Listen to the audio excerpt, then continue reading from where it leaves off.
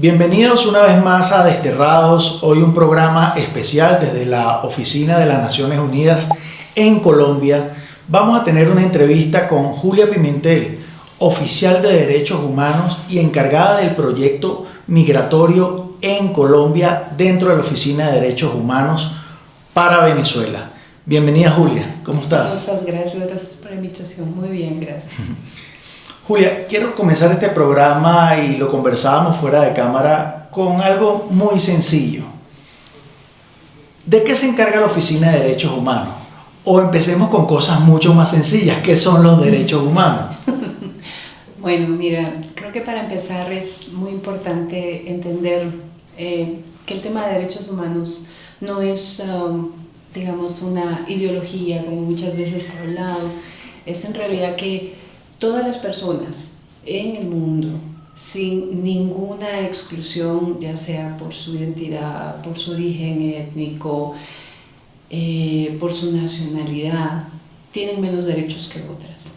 Finalmente, el reconocimiento de derechos humanos es una cuestión que abarca a toda la humanidad. Es el reconocimiento de la dignidad como algo intrínseco, ¿ya? Y no es algo que te otorguen los países, es algo que tú ya tienes. Es decir, esta gama de derechos que engloba desde los derechos civiles y políticos, tus derechos culturales, económicos, sociales, ya el derecho a un medio ambiente saludable, limpio, seguro. Es decir, todo esto involucra a toda la humanidad. ¿Qué sucede? El Sistema Universal de Derechos Humanos, poniéndolo de una manera pues más, a veces nos lo plantea de una manera muy académica, y realmente el sistema de derechos humanos, el sistema universal, que fue como el que dio inicio, surgió precisamente luego de los horrores de las primeras guerras mundiales. ¿Qué son Naciones Unidas? Pues es precisamente la unión de varios estados que reconocieron la necesidad de unirse para evitar que se repitieran todos estos horrores de la guerra, ¿ya? Pues luego de haberse organizado empezaron a surgir los llamados instrumentos internacionales de derechos humanos, las convenciones, es decir, todos estos acuerdos a los que llegaban los países para evitar la repetición de estos horrores. Y es así como tú ves que empiezan a surgir pues, la Declaración de Derechos Humanos, que es como la que engloba de manera general como nuestra matriz, digamos. Luego pues surge el Pacto de Derechos Civiles y Políticos, luego el de Derechos Económicos, Sociales y Culturales. Entonces las naciones empiezan a reconocer que también hay otra gran gama de derechos que muchas veces quedan, digamos, rezagados y que necesitan ese impulso. Empezamos a hablar de los derechos de las mujeres, ¿verdad? Como personas de especial reconocimiento dentro de los roles que ejercen dentro de la sociedad y que muchas veces eran invisibilizados. Los derechos de la niñez, que también eran un punto de partida muy importante. Luego empezamos a hablar de los pueblos indígenas, de grupos étnicos que también habían sufrido durante muchísimos años exclusión y discriminación. Y así empiezan a surgir nuevos instrumentos.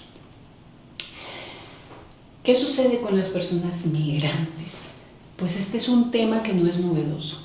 La humanidad ha migrado desde que tenemos nosotros memoria. O sea, este es un fenómeno que no es novedoso. El problema es que empiezan a surgir narrativas alrededor del tema de la migración que muchas veces pues proliferan en los medios, y ahora como estamos tenemos tanto acceso a la tecnología, es mucho más sencillo pues empezar a hacer virales estos discursos de odio, ¿ya? Empezar a criminalizar la migración, empezar a decir que los migrantes son terroristas, son personas peligrosas, que vienen a quitarnos los empleos. Entonces estas narrativas, que tampoco es que sean novedosas, pero que ahora se intensifican por la capacidad que tienen de viralizarse a través de la tecnología. Entonces, ¿qué es lo que nosotros decimos desde la Oficina de Derechos Humanos en Colombia? Bueno, el mandato antiguamente estaba como muy enfocado en el contexto de derechos humanos dentro del conflicto en Colombia, y como Colombia es un estado que históricamente ha sido más bien un país expulsor, no un país receptor de personas migrantes, pues a partir del año 2016-18 empezamos a ver cómo la diáspora, especialmente la población venezolana, empieza a movilizarse en números bastante altos. Pues el alto comisionado dice, esto es un tema que tenemos que prestar especial atención, y crea un proyecto regional que lo que hace es enfocarse en monitorear la situación de personas migrantes y refugiadas de Venezuela, con presencia pues particular en ciertos países donde se daba más la cantidad de personas venezolanas que estaban migrando. Esto es Panamá, Ecuador, Perú, Chile, Brasil, Colombia. Porque no solo, Julia, es la cantidad de personas, sino el tiempo tan corto. Yo recuerdo en los años 70 y 80, hacia Venezuela migraron aproximadamente 1 millón de colombianos, pero lo hicieron en un transcurso de 10 años. A Colombia llegaron 3 millones de venezolanos en un transcurso de 6 meses a 1 año. Eso fue un impacto muy grande en lo que fue el año 2016, 17 y 18, bueno, hasta el 19, que Colombia, bueno, le tocó en la época del presidente Iván Duque recibir e implementar políticas públicas para todos esos migrantes, y no se dieron basto. Entonces, no solo es el tema del número, sino del tiempo, ¿no? Que en tan poco tiempo las migraciones, fíjense lo que está pasando hoy en Estados Unidos, ¿no?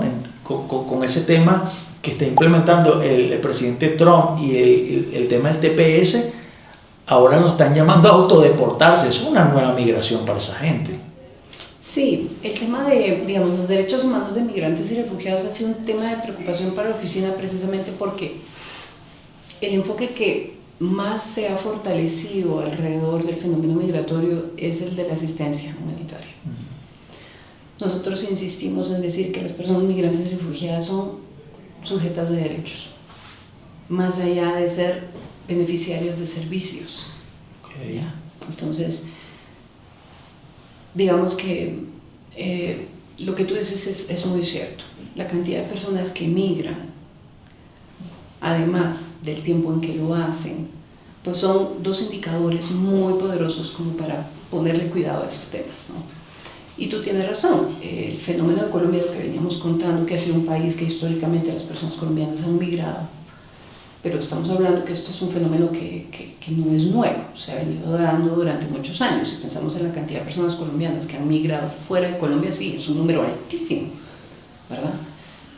Pero lo vemos en función del tiempo. En efecto, la población venezolana, el tema de preocupación era ver que desde 2016 la cantidad de personas que habían empezado a migrar, y especialmente las que estaban, digamos, trasladándose a su frontera natural, que era la de Colombia, era bastante alta. Y también analizando no solamente el contexto de las razones por las que normalmente migran las personas, es decir, hay otras cosas que se tienen que valorar. Y por eso es que el enfoque de derechos humanos es tan importante. ¿Qué es lo que sucede? Que en el enfoque de derechos humanos nosotros hacemos un monitoreo constante y hacemos un análisis, no solamente de las necesidades que tienen las personas al migrar, sino de las causas que originan la migración, que finalmente debería de ser el punto toral de los estados a analizar. ¿Por qué su gente migra? ¿Por qué las personas abandonan sus territorios? Decir que la gente migra porque le gusta migrar, eso es una visión muy reduccionista de las razones de la migración, de las causas de la migración. En general, las personas suelen sentir un arraigo natural por su territorio, en Latinoamérica en particular, y eso es casi como una dicotomía versus lo que vemos. ¿Cómo es posible que las personas latinoamericanas migren tanto teniendo un arraigo tan poderoso a su tierra? Porque no son nómadas por naturaleza, claro. Digamos, culturalmente no son nómadas.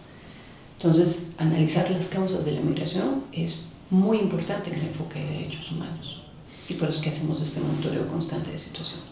Ustedes en su análisis, sobre todo el tema de las causas, y sé que estamos en Colombia, pero el tema de Venezuela, ¿ustedes lo consideran hoy en día como la migración más grande en este continente? Realmente el alto comisionado ya se ha pronunciado, al igual que el Consejo de Derechos Humanos, en relación a la diáspora venezolana. Y sí, ha sido considerada quizá después de Siria la diáspora pues, más significativa a razón de número y condiciones en las cuales se ha dado. Es decir, si hay un reconocimiento del impacto tan profundo que ha tenido la migración venezolana. Eso es una realidad. Y las causas que la promueven, la oficina, vamos a decir, yo sé que han recolectado entrevistas, pruebas, también de temas de medios digitales, en donde el conflicto político venezolano es la principal causa de esa migración, no solo el tema social, que el tema social va atado al conflicto político, pero el tema del régimen venezolano ha sido prácticamente la causa principal de la expulsión, del destierro de millones. Entonces, en la oficina, ¿ustedes tienen eso o lo tienen plasmado en el informe o cómo manejan ese tema? Mira, realmente nosotros, o sea, si tú ves, digamos, los últimos informes y comunicados del Alto Comisionado para los Derechos Humanos, él ha sido muy claro en mostrar sus temas de preocupación en relación a la diáspora venezolana. Digamos, de mi parte yo no podría darte una opinión como oficial de Derechos Humanos, sino referirme básicamente a esos informes y esas declaraciones que ha hecho el Alto Comisionado relacionadas con el tema de la migración venezolana. Nosotros como oficina no tenemos una intervención directa en temas políticos de los países, reconocemos pues, la soberanía de los países y en dictar, digamos, sus formas de gobierno. Naturalmente, pues hay pronunciamientos que se hacen en función de cosas que son pues, evidentes o que de alguna manera son temas de preocupación para la Oficina de Derechos Humanos. Pero más bien me referiría directamente a las palabras del Alto Comisionado, porque yo, en nombre de la oficina, no podría darte una posición. No, yo quisiera saber la postura de ustedes con respecto a las políticas que ha implementado Colombia para salvaguardar los derechos humanos de la población migrante. En gobiernos pasados, en el gobierno del presidente Iván Duque, el Estatuto Temporal de Protección fue algo para los migrantes donde bueno, se salvaguardaba su derecho a la identidad, a la protección dentro del territorio. Hoy en día hemos visto que ese derecho ha ido como mermando. Ustedes tienen algunos números, algunas estadísticas. ¿Cómo evalúan ustedes la protección de la identidad de esos migrantes acá en Colombia?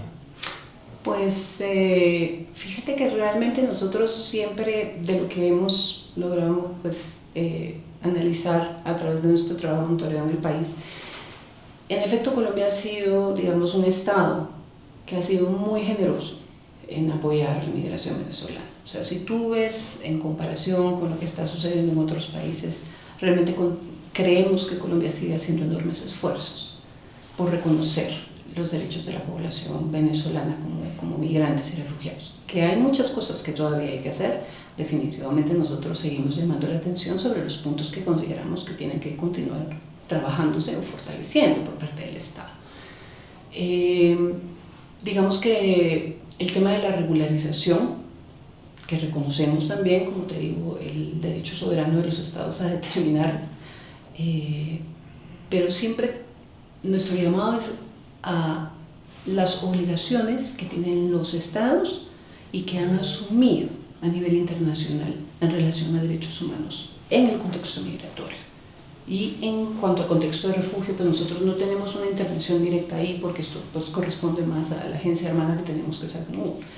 Pero digamos que en el contexto migratorio sí hacemos llamados constantes a que las políticas migratorias, políticas públicas migratorias de los estados, pues tengan siempre ese enfoque en derechos humanos y un enfoque interseccional, también reconociendo que dentro de las personas migrantes también hay, digamos, poblaciones de especial preocupación para nosotros, como es el caso, te decía, de niñez, mujeres, sí, ya, personas con discapacidad. O sea, tú no puedes tampoco ver a las personas migrantes como un número en masa, ¿ya? Porque no es un número, es un grupo de personas que tienen diferentes necesidades dentro de sí mismas. Digamos que nuestro llamado actualmente está muy enfocado al tema de la regularización porque creemos que esa es la puerta para poder acceder a los demás derechos. No obstante, a pesar de muchos esfuerzos, creemos que se podría continuar con el proceso de regularización como lo veníamos conociendo. Creemos que todavía hay personas que quedan muy de por fuera, incluso a través de las nuevas medidas, y lo hemos dicho abiertamente, el tema de la visa, por ejemplo, que se está ahora implementando, al igual que el PEP Tutor, sigue dejando de por fuera un grueso de la población venezolana que necesita poder acceder a estas medidas de regularización. Entonces, básicamente sería eso, creo yo. Esa es como la puerta principal. El acceso a otros derechos que también es indispensable. Creo que también se han hecho muchos esfuerzos para lograr que las personas puedan acceder, por ejemplo, al tema de salud, que ese es un derecho indispensable. Creemos que hay que fortalecer, no obstante, los esfuerzos a nivel territorial, porque vemos buenos resultados muchas veces a nivel de las grandes ciudades o las ciudades intermedias. El problema es en aquellos territorios donde hay menos oferta institucional. Claro. Entonces tenemos que fortalecer el trabajo en territorios. Actualmente nosotros hicimos una misión de monitoreo, más bien asistimos técnicamente en una misión de monitoreo que hicieron las 3 defensorías de Panamá, Costa Rica y Colombia. Les acompañamos en la misión técnica y les apoyamos, y hay varios hallazgos. Les invitamos a que lean el informe sobre el tema de migración inversa. Digamos que ahí hacemos varios llamados, desde las defensorías se hacen varios llamados, y nosotros reiteramos la importancia de poder adoptar las recomendaciones que se dan ahí por país y a nivel regional, porque hay que ver el fenómeno de la migración también como un fenómeno regional. Digamos, no importa cuántos esfuerzos pueda hacer Colombia para apoyar en el tránsito y en la integración de personas en permanencia, si tú ves que, digamos, el resto de países en donde están transitando también muchas personas no brindan las mismas garantías o los mismos derechos. Entonces, hay un tema de gobernanza migratoria que involucra a varios países, no solamente a cada país de su territorio. Entonces, volviendo a este tema, dentro de los hallazgos, digamos, creo que les invitamos a que puedan revisar esas recomendaciones que se le hacen a los estados, ¿ya? Porque surgen precisamente de las propias necesidades y de los propios hallazgos que se hicieron en población migrante. Y uno de los que siempre se resalta es el tema de la regularización. El poder permitir que las personas que están permaneciendo en el territorio puedan integrarse de manera efectiva. La integración viene con la regularización, el acceso a la salud, el acceso al trabajo, que nosotros seguimos insistiendo en que es indispensable que se pueda garantizar que la población venezolana pueda incorporarse al trabajo. Y eso va muy vinculado al tema de las personas que han solicitado refugio. Las personas con perfil de protección internacional, en particular, han tenido muchos desafíos con el salvoconducto para poder incorporarse a la vida laboral. Es así. Ahora, con una decisión que ha salido desde la Corte Constitucional, las personas, pues, se reconoce que tienen derecho a poder acceder al trabajo teniendo el salvoconducto. No obstante, creemos, ahí es donde el Estado tiene que hacer un gran esfuerzo para que esa implementación sea efectiva y no quede únicamente plasmada dentro de un documento, ¿ya? Entonces, el acceso a la educación, no solamente el tema de la niñez que no está matriculada, sino el acceso a la educación de personas que quieren ingresar a la universidad, el hecho de la validación de los títulos, ¿verdad?, de las personas que vienen calificadas para trabajar y que no logran incorporarse porque no hay un reconocimiento de su preparación académica o técnica. Estas básicamente diría como los temas de mayor preocupación para nosotros y los llamados que hacemos al Estado. Claro, sé que has trabajado con el tema de las mujeres migrantes. ¿Cómo evalúas tú o cómo evalúa la Oficina de Derechos Humanos en Colombia el tema de mujeres migrantes? ¿Cómo se están atendiendo? ¿qué casos o qué estadísticas relevantes llevan ustedes con respecto al tema de las mujeres? Creo que el mayor tema de preocupación que nosotros hemos identificado es el tema de violencia. Definitivamente, y en términos generales, las mujeres migrantes siempre, mujeres y niñas, son, digamos que, el grupo poblacional que son más propensas a sufrir violencia, lo que nosotros llamamos violencias basadas en género, por el hecho de ser mujeres.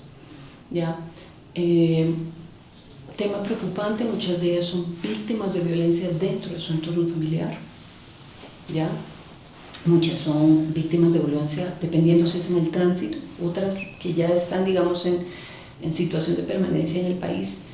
Mucho está vinculado al tema del conflicto armado interno, porque varias de ellas están viviendo en zonas precisamente donde hay presencia de actores armados. Sí. Entonces, el tema del control territorial representa un riesgo muy alto, no solamente en términos de violencia sexual, sino también la violencia que se ejerce para instrumentalizarlas, para vincularse, por ejemplo, en temas de la comisión de ilícitos, instrumentalizarlas. También nos preocupa mucho el tema del reclutamiento, ¿verdad? Que de hecho estoy viendo acá en el informe anual del Alto Comisionado de las Naciones Unidas, bueno, el índice de impacto de la violencia en el 2024, bueno, es gigantesco. De hecho, acá, bueno, luego se lo colocamos en pantalla el mapa, pero bueno, de homicidios de personas, de masacres, de reclutamiento de niños, de asesinatos, bueno, temas de la FARC, tasa de confinamiento, pero el tema de la violencia en mujeres y sobre todo el tema intrafamiliar es algo preocupante, ¿no? Y esas son las mayores denuncias que ustedes reciben de mujeres, sobre todo el tema intrafamiliar. En el caso de las mujeres hay dos temas concretos: violencia intrafamiliar, digamos, que nosotros llamamos la violencia que se da dentro del entorno de la familia, que no es necesariamente a veces la pareja la que la ejerce. Muchas mujeres nos han comentado casos donde la violencia la ejercen incluso de padres a niñas, por ejemplo, que es un tema muy preocupante. Muchas también son mujeres que han quedado en Colombia y sus esposos se habían trasladado, habían hecho la ruta del Darién para subir y después ver si ellas podían acompañarles a Estados Unidos, al norte, y quedaron a cuidado de sus suegros. Y muchas de estas mujeres nos relatan casos de violencia intrafamiliar que es ejercida por parte de sus suegros, no, claro, no ni siquiera de sus parejas. Pero digamos que el tema de mujeres que son víctimas que caen en redes de trata, por ejemplo, es un tema muy preocupante. Nos han llegado muchos casos, incluso las estadísticas del Ministerio del Interior relatan, y eso es algo que lo hablábamos precisamente en una reunión hace poco tiempo, con el Ministerio del Interior, 50% de los casos de trata de mujeres venezolanas. Entonces es un número preocupante, claro, ¿verdad? Han surgido muchísimas captaciones de mujeres venezolanas a través de ofertas falsas de trabajo, ya en las redes sociales. El uso de las tecnologías se ha vuelto algo preocupante, porque pues les ofrecen ir a trabajar, qué sé yo, a un restaurante, a manejar, qué sé yo, un hotel, y cuando llegan pues caen inmediatamente dentro de grupos de trata que les quitan sus documentos y que por ellas no estar evidentemente regularizadas pues les hacen creer que no tienen ningún derecho en el territorio, y entonces entran dentro de estos círculos de violencia, ¿verdad? Muchas son explotadas sexualmente, las obligan a prostituirse, otras las ponen a trabajar, que no es un trabajo, en estas famosas webcam, ¿verdad? Son como lugares que se crean para que ellas ofrezcan, digamos, servicios sexuales a través de las redes sociales. Se utilizan mucho niñas y adolescentes en estos casos, pero también, lo que te mencionaba, muchas son obligadas en efecto a trabajar. Entonces entran en una especie de esclavitud.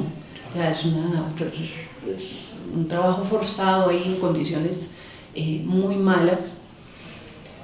algunas ni siquiera reciben pagas o se les dan los alimentos para su supervivencia y otras pues reciben cantidades insignificantes de dinero a cambio de este supuesto trabajo. El tema, como te decía, del conflicto armado es algo que estamos monitoreando muy de cerca por lo que nosotros llamamos el fenómeno de la doble afectación. Personas migrantes, en particular, como te decía, niños, niñas, corren mucho riesgo de ser reclutadas por actores armados. Entonces, el hecho de que sean personas migrantes agrava la situación, porque muchos de estos niños y niñas, pues, digamos que no existen dentro del sistema. Muchas no han sido, creemos que hay un subregistro muy alto de personas venezolanas menores de 18 años que no están registradas en un lugar, es como que si no existieran. Entonces, esto hace que sean, pues, al ser captadas por estos grupos y ser reclutadas, pues nadie puede dar razón de ellas, no hay familiares dentro del territorio que puedan estar en su búsqueda y pues entonces es un tema realmente preocupante. En el 2019, los migrantes venezolanos los llamaban los caminantes. Cuando cruzaban la frontera por Cúcuta o por La Guajira, relataban que allí habían grupos armados en donde secuestraban a los niños más pequeños y no hay un registro oficial de eso. Es decir, el Ministerio de Interior tendrá algunos números, Migración tendrá otros números, pero no hay un registro oficial. Y eso es una de las mayores preocupaciones que nosotros tenemos, que es la desaparición forzosa, ¿no? Que está ocurriendo en frontera, no solo por grupos irregulares, sino también ahorita en Venezuela lo estamos viendo por parte del régimen, ¿no? Entonces ya uno no sabe quién secuestra a tu familiar, lo secuestra un grupo irregular, lo secuestra un grupo armado, lo secuestra un gobierno. Entonces hay que elevar la voz. Ustedes como Oficina de Derechos Humanos, ¿qué programas, y quiero pasar al tema de los programas, están implementando para la población migrante acá en Colombia?